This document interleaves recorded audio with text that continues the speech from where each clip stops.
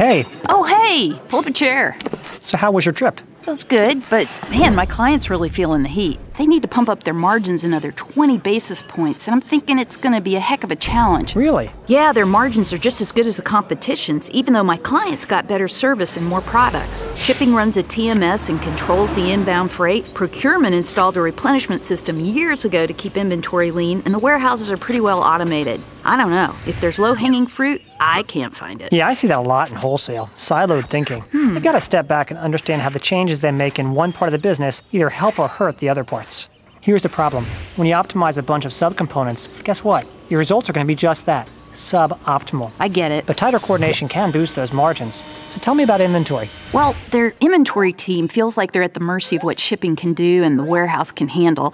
But at the same time, the warehouse guys struggle with these peaks and valleys that absolutely kill their productivity and labor plans. Yeah, I've heard this before. Sometimes you just need to find a way to bring teams together, right? Right. Why not use a single demand forecast for the entire company? It already works great as the basis for smart buying decisions, so why aren't they using it across the entire supply chain? What do you mean? Well, if everything was on one platform, projected orders generated by replenishment would feed directly into the warehouse. Slotting can use those to create better pick line configurations. Really? And of course, since they would know 1 or 2 weeks out what they should be receiving and what they should be shipping, their labor plans would be a lot more accurate. Wouldn't surprise me to see overtime drop by 25% right out of the gate. It's really more than warehousing knowing what procurement is planning. They need to influence those plans, right? Absolutely.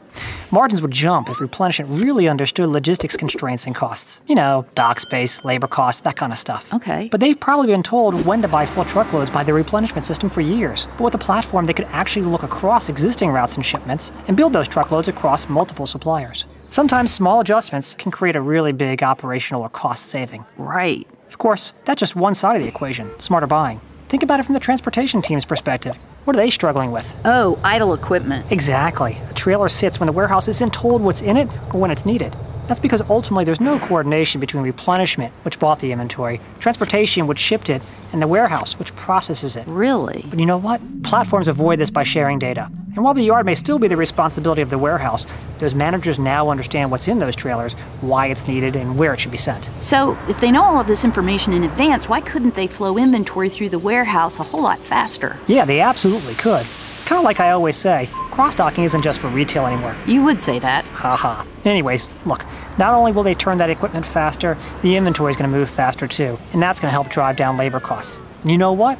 The faster they ship, the faster they invoice. And the faster they see the cash. Exactly. It's all about the cash. Okay, but what about exceptions in the warehouse? Well, let's just say by having WMS and TMS on the same platform, you're in a lot better shape when the unexpected happens.